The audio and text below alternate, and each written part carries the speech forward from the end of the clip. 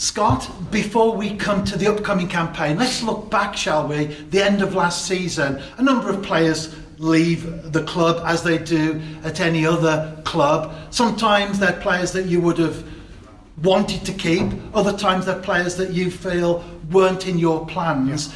As a manager, how do you look back on the business at the end of last season in terms of players going?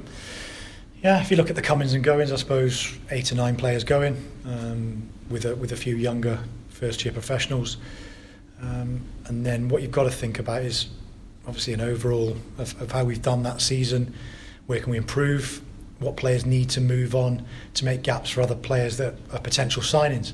So we had a lot of time to think, a lot of time to regroup, as it were, and question ourselves first and foremost.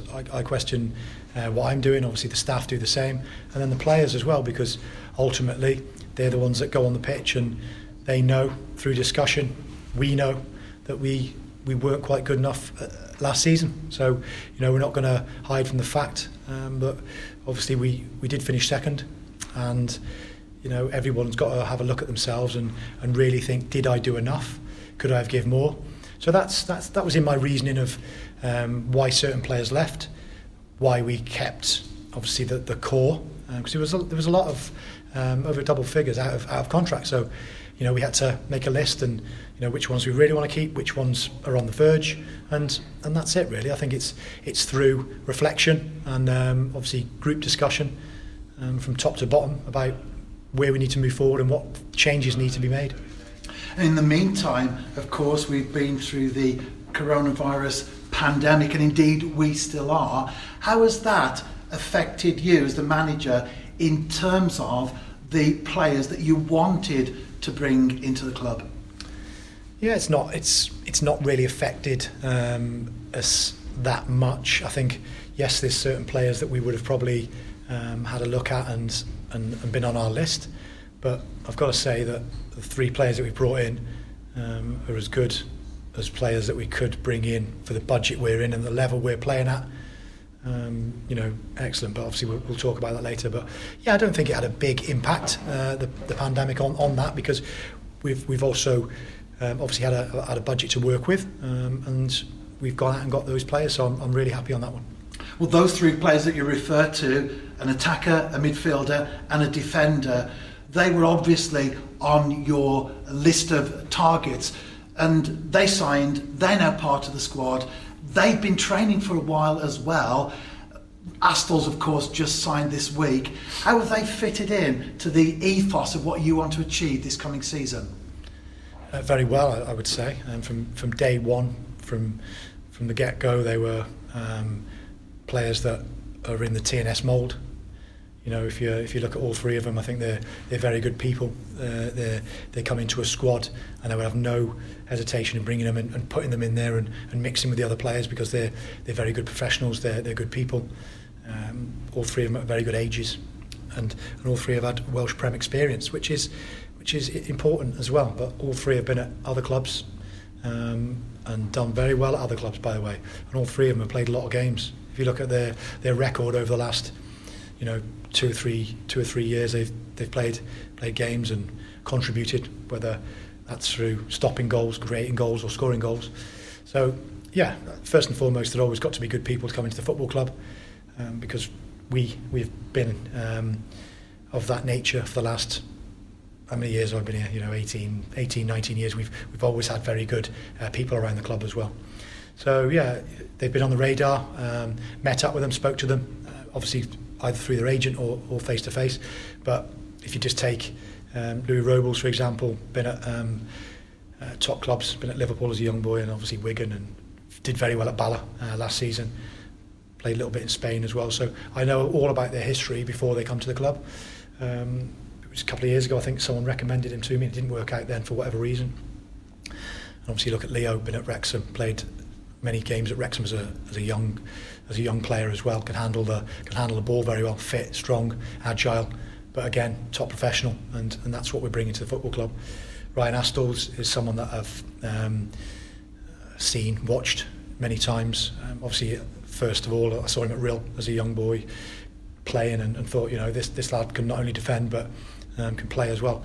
Seen him at Chester on a few occasions, actually watched games where he's been playing, and it just made you have a little think. Local enough, can play, can defend. Big boy, 6'5", can go and attack things in both boxes. So if you look at them, we've got the core, the core of the team, the spine of the team. 3 players there that can go in and obviously hit the ground running, but make that squad better. If you look at us already, we're stronger than last season, without a shadow of a doubt. And that's not just with those 3 boys. That's with other young professionals that have signed. Been excellent from minute one as well with those young players. They've shown the attitude. They've shown that they can handle the football. Not only are they fit, but they can handle the ball as well. And that's really impressed me. And young players, I'll always give them a chance. I don't care how old you are, but if you're doing things that we want, then you'll get a chance at this football club. And staying with the 3 external senior signings, all 3 of them have had an excellent football background from a very young age. Yeah. Rob Les at Liverpool's academy, Ryan Astl's Tranmere Rovers Centre of Excellence, Leo Smith, Wrexham Academy as well. So how important is that to you in your thinking when you sign a player? Because it's the way that they've been brought up, the good habits has been put into them. Does that also play a part in your assessment of an individual player? Yeah, it's looking at the overall. It's not just, have they done okay last season, because have they been coached? Who they've been coached by? Who they played with? How many games have they played? What's their record like? Disciplinary record? Things like that. Injury record. So if you look at it, these players have played a lot, but they've also been coached well, and you haven't got to spend 7 weeks, 8 weeks getting them up to speed, because they've already been coached in the past, and they're obviously of good standing, because we just go to Louis Robles, obviously John, our head of recruitment. He's been on the database for years because of him watching him at Wigan and whatever else. So John will know of him, says yes. I knew of him anyway. Leo, all last season, he was a player that I looked at and thought, do you know what, I've not seen him a lot, but he is in the TNS mould. I just felt it was the right time to make that move, and obviously got on well with his agent, spent some time with his agent discussing it, and it was a no-brainer. Ryan Astl's, yes, we're looking for a centre-back, but I've also known where he's played. It's not as if he's only played 5 games here, 5 games there. We've done our homework on these 3 signings, and I think it's very important. And although they may not be in the spotlight as much as the 3 that we've just talked about, also a number of promotions from within the club, first-year contracts. Josh Bailey made his debut against Carmarthen Town last season, certainly didn't look out of place. Lewis Rees likewise slotted in well. Others also joined them, I guess in conjunction with the academy. Chris Sargent, Jason Brindley, they've been watching those players over a period of time. They recommend them to you. You also have a look, and then you make your decisions based on that. Absolutely, and you've got obviously Kieran, and you've got the younger boys that have been here a while anyway, so they'd have seen them. So they discuss with Jason, with Sarge, with Simon Smith, with Spence now, and you've got Connor in the academy background, and obviously I've missed a few coaches there, but obviously we've got a good relationship. We've got boys here that are planning, preparing, for academy stuff. It's the whole organisation is improving, and with good communication, I'm then allowed to say, well, okay, we'll take those 4, we'll take those 2, or he's not quite done it because of X or Y. So I think through that, and having ex-players and good coaches that know what we want, know the TNS sort of style, the philosophy, the DNA that we talk about, they know that they can recommend somebody, and I can trust their judgment and say, okay, let's give them a year. The difficult part is then they've signed the contract, they think they're a full-time professional, and then they take it easy and they don't quite match our ambitions and our thoughts, and do they get up to speed, and then they've got to catch up with all the other players, because our first team are obviously at a level where they're here, the young boys are here. Can they bridge that gap? Can they then go and get a second year pro? Can they go and get a third year pro? Hasn't happened very often. Obviously, if you look at most recently, Ben Clark has been the one probably that's come through and done that for us. but I've got high hopes for these boys that have signed the first year, because already they're showing that even in the 11v11s they're competent, they're comfortable on the ball, they know what we're doing out of possession, they're listening to us, we're having team meetings and showing them tactics, and they're asking questions. So more than happy with those young boys that have come on board, and hopefully they've got a future with us to then go and say, well, you know, Scott Quigley came through, Ryan Price has come through and gone on to go to a championship side, premiership side at the time, possibly, yes he was. So there's a pathway for players. There's a pathway for players at a club like TNS that gets a lot of stick for probably having a manufactured outlook or whatever, but we do things the right way, and there is a pathway for players to go on and progress first team and be sold through our football club.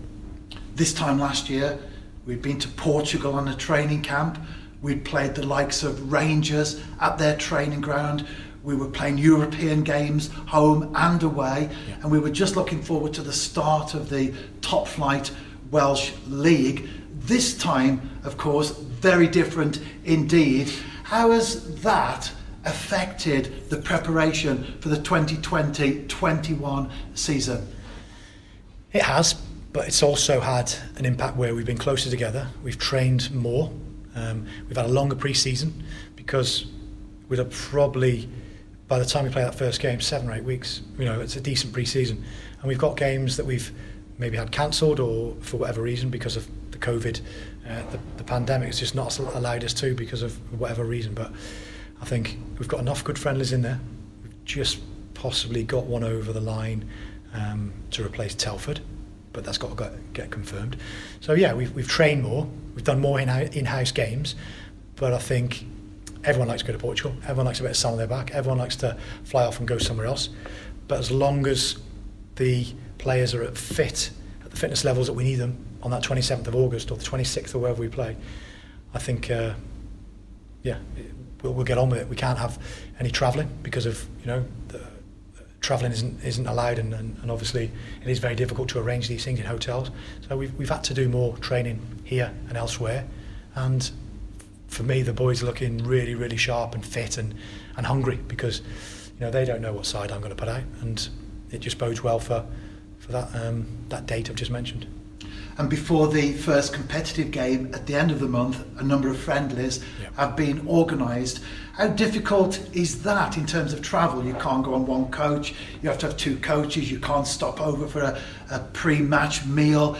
How have you incorporated all of those difficulties into the planning to the extent where you're comfortable and happy with the progression? Yeah, you have to. We discussed staying over on Saturday evening, so we travelled down, we would have played the game and then gone to the shower for hotels and food and then travel back. Players wanted to play the game, we were going to have some food on the coach. We tried to get a pre-match meal around Cardiff, but it's, you know, hotels aren't opening for that number of people, because they'd have to have a big place to separate everybody, and we just thought we'll do that. We'll eat on the way down, we'll have a stretch of our legs, play the game and come back. So yes, it's not ideal. It's a different time for us all to plan and prepare for, but like I say, the important thing is that players get 45, or if they're going to play 60 minutes or 70 or whatever, that's the end goal. And if we can do that, if we have to make alterations, so be it. We've just got to get on with it. Our hands are tied. Do we want to play football matches? Yes, we do, but we'll plan accordingly, and we'll be allowed to travel on hopefully one coach soon. But yes, we've got to split up and split the staff, split the players up, and get on with things.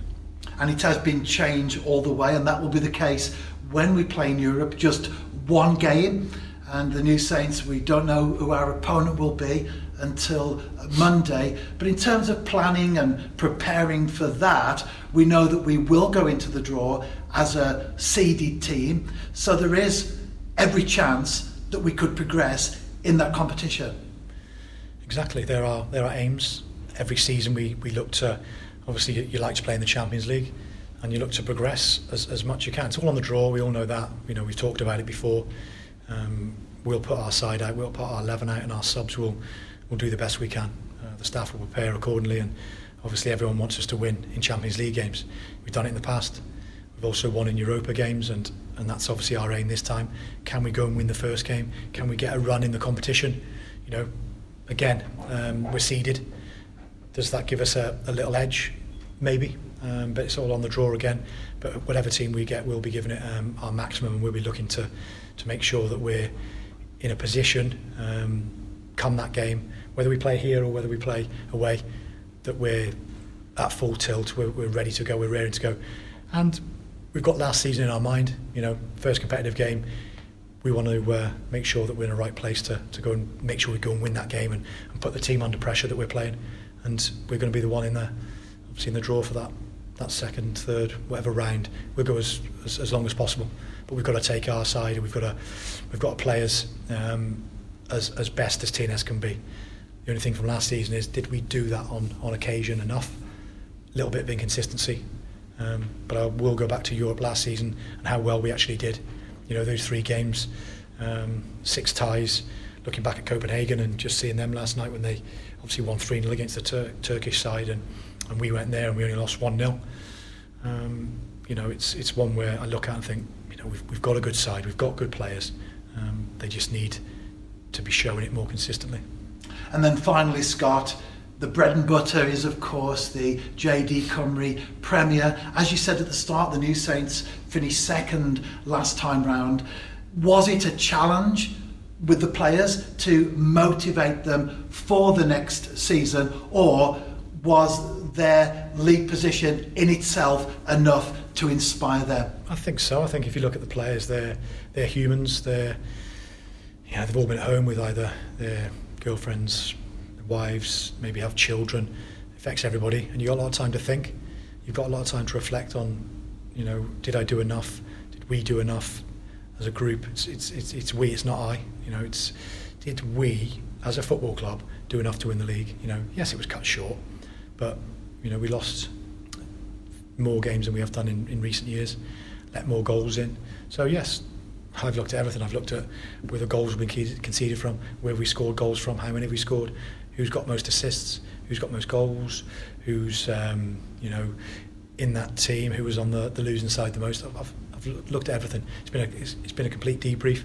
We've obviously gone from top to bottom on why we finished second last year. We've spoke to the players, not too much because I don't want to like over egg it. They know that TNS are champions and want to stay champions.